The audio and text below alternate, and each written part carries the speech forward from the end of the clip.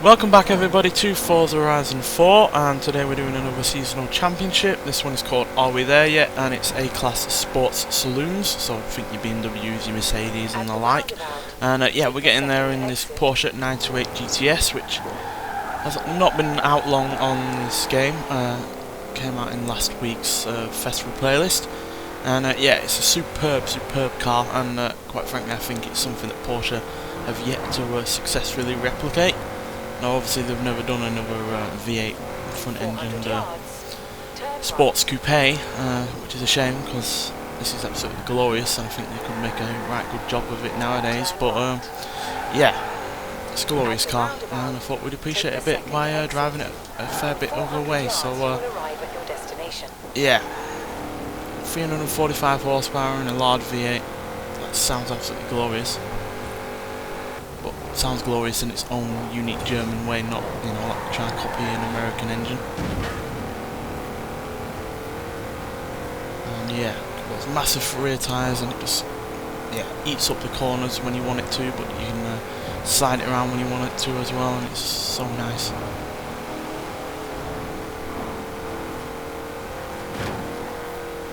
Right, we're nearly there. At the roundabout, take the second exit.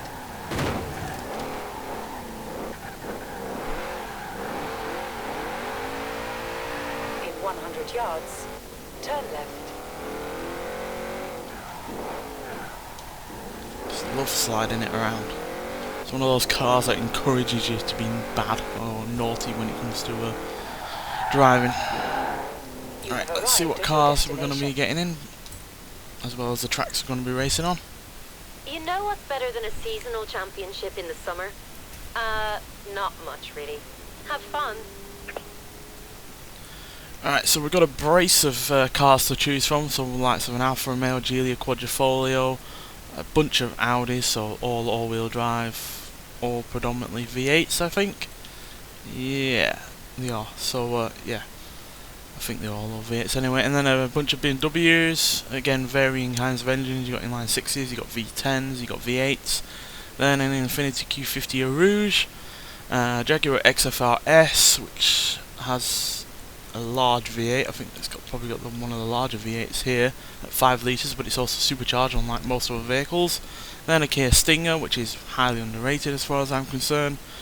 A couple of Lexuses, which I've always really liked, the RCF and the ISF, and yeah, again, sizable V8s in them. Then a Ghibli SQ4 with a V6 twin turbocharged engine.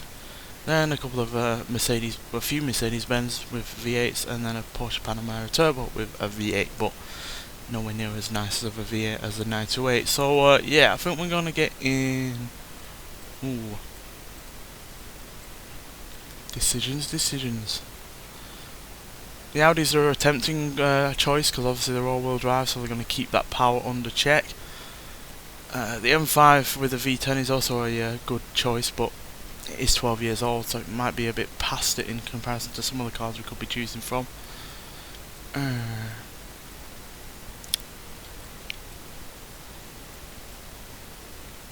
I'd like to go for a Lexus, but they weigh a fair bit, as you can see.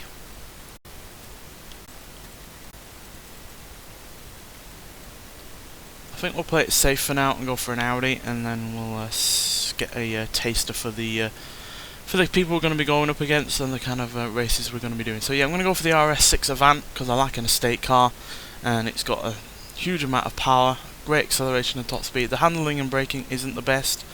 The Lexus that we were deliberating about does have better handling at 6.3, I think it was. No, 6.5, whereas braking is as good. But that's probably because this weighs quite a fair bit. But yeah, got a huge amount of power, and that all-wheel drive is going to give it a good launch off the line, which should hopefully help us.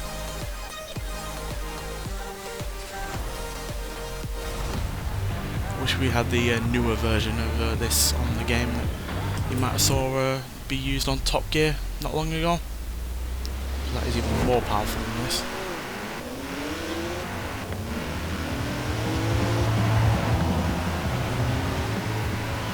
So it seems to be mostly BMWs. A few Volvos have actually been upgraded to get into A class for this championship. It's a Volvo that's leading, surprisingly.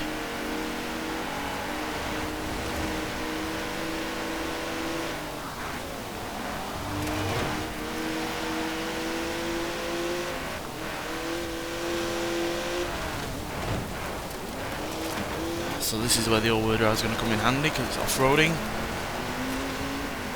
So the rear-wheel drive BMWs are going to probably struggle a bit.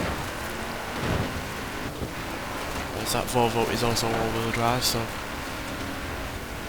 looking like it's going to be between me and them.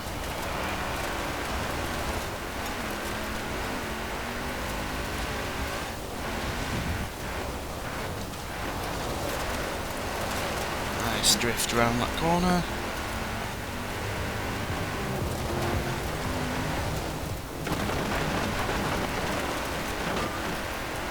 Fence which slowed us down, unfortunately. Far ahead of anyone in third.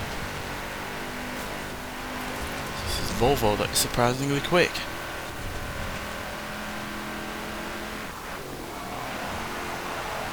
Again, I guess it is lighter than we are and it has been upgraded, so maybe that's what's helping it.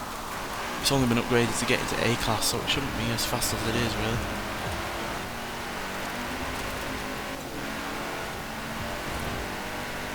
But then this being a large Audi estate does have a Herculean amount of weight to haul around.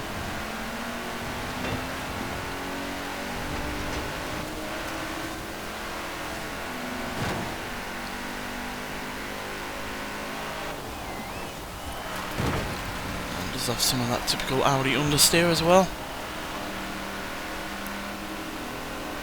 That Volvo is insanely quick. How's it keeping up?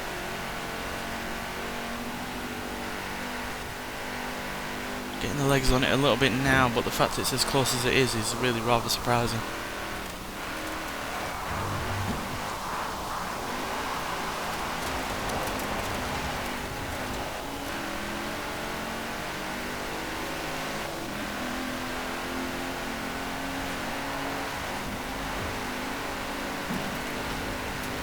Oh, very close between us and the Volvo. Yeah, that was surprisingly quick for a Volvo, especially considering it's been upgraded. But yeah, as you can see, it's been upgraded to around our kind of PI level, so yeah, that's no surprise that it was quick, but given it's an upgraded vehicle and it had less than 400 horsepower stock, I'm really surprised by how fast it was. But we just about clinched it there, so not a resounding victory from the Audi, but a victory nonetheless. So yeah, let's get on to the second race and see if we have a bit more of a convincing win.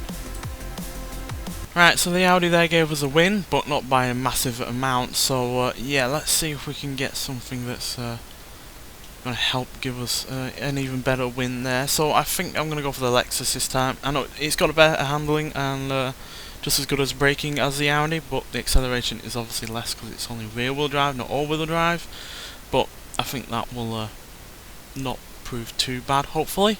Obviously depends on the conditions, but yeah, obviously it's also less powerful because it's not turbocharged, or it's not quite as new as the Audi. The Audis have got a year on this, so yeah.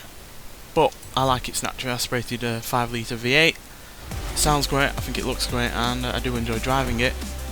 Unlike some people who had a lot of complaints with it, but yeah, I really do enjoy this car, so please be good. Against more rear-wheel drive cars again. Can't see any all-wheel drive cars at the moment. Yeah, love the sound of this engine. Revs way higher than the Audi does, more than 7,000 RPM.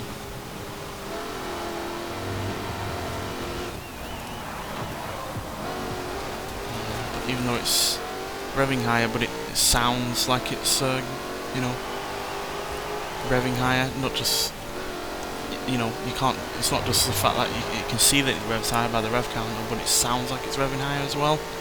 It's got a way more clear engine note to it, which is what I really like about this car. I love what Lexus is doing with its, you know, more sporty vehicles, with its V8s, keeping them naturally aspirated, keeping them large, keeping them powerful, and keeping them high revenues. Yeah, as far as I'm concerned, making them stand out from other car manufacturers which are generally downsizing their engines or at least turbocharging their engines.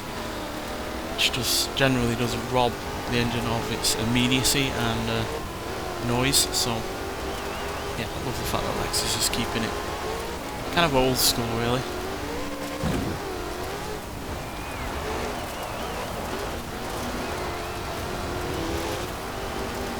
We are off-roading now, which is obviously not helpful in a car in rear-wheel drive, and I have seen all-wheel drive cars now because this is the off-road section, so naturally they're going to have the advantage. So we've got a pair of Audis, a Volvo, and I think a Vauxhall Insignia in second. So yeah, all currently the only all-wheel drive cars, and they're all ahead of all of our rear-wheel drive cars. I am gaining past one of the Audis.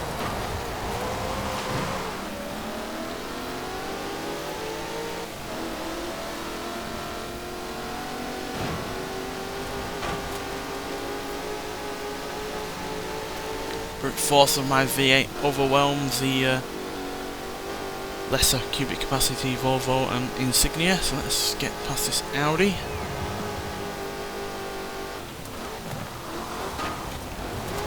We are now off-roading again, which is not again useful. Spinning our power away on those rear wheels. Or just sliding everywhere instead.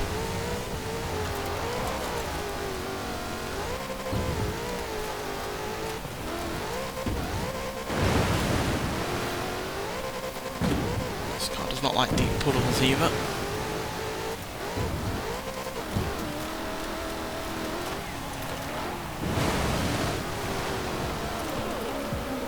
Come on, get some power down.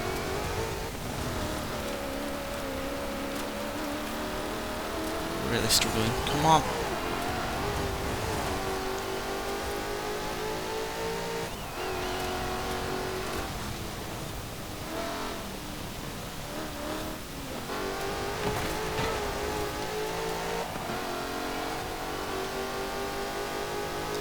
Yeah, the off-road section there really killed us.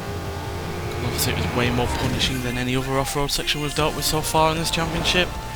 And the Audi, even though it no doubt has, you know, extra weight or whatever, isn't having to deal with just the power going to the rear, so it managed to dominate that off-road section, and it's, as you can see, nearly 2 seconds ahead. So yeah, that is a bit disappointing, but we still keep the lead on the championship overall, but only by 2 points. With the Insignia 6 points behind, and the V60 is 14 points behind. So yeah, we really have to keep an eye out for RS6 in the next race. But yeah, let's get on to that final race and see what happens.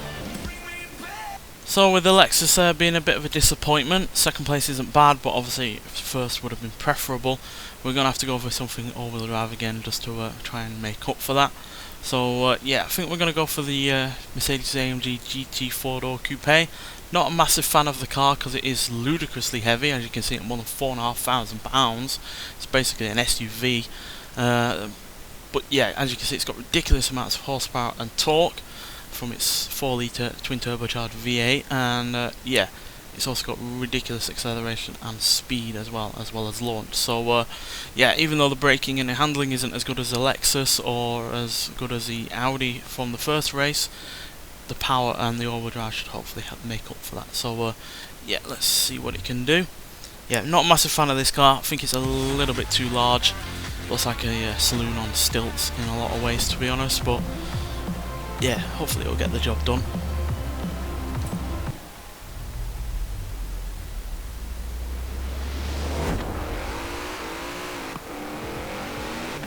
This car's on all manner of things really in terms of design, because obviously it's got the rear end of, say, one of the Mercedes-AMG GT cars, but then it's also a saloon, and yet it also looks like it's on a high ride height. So yeah, not really sure where they were going with this car, but can't deny that it's powerful or that it's quick. And that ride height, at least we are waiting for this water at a high rate of speed. None of the braking, oh dear.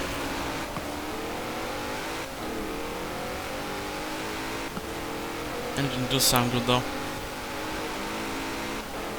Turbochargers are doing a less of the noise dampening than usual with these V8 engines, or at least with these twin turbocharged kind of engines.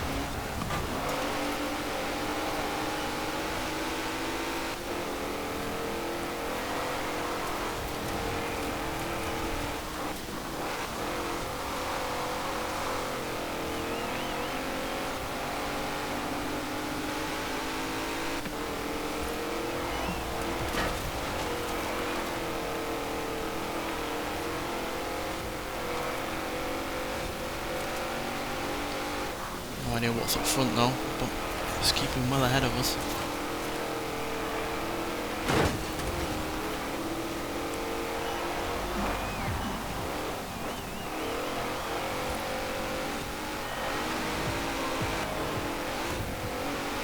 Oh dear, that chicane went a little bit wrong. You can definitely feel the weight in this. Even more so than the Audi, which isn't exactly far off.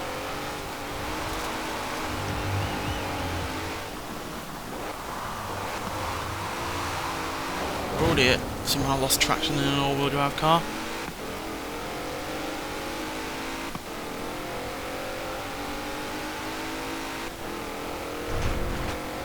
Look at the gap we're making up on the rear, on the people behind us, just because of how quick this thing is.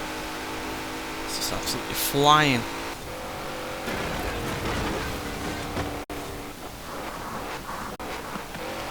It's an impressive rate of acceleration over everyone else there.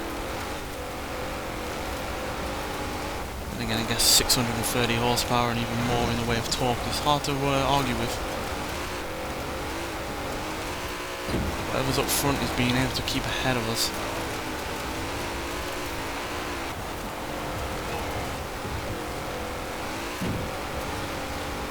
Gained right at the end there, but I think it's an Audi that kept ahead of us.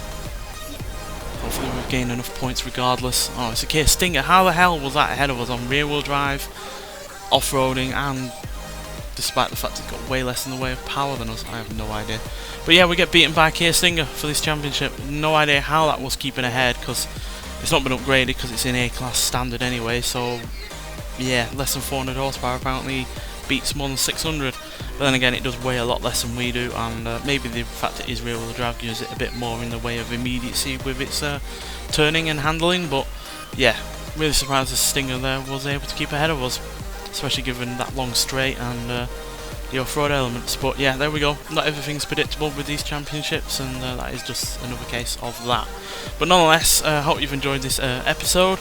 I certainly have, and obviously doing this championship gives you some reward towards getting 50% for the festival playlist, which I think is what the RX3 is part of.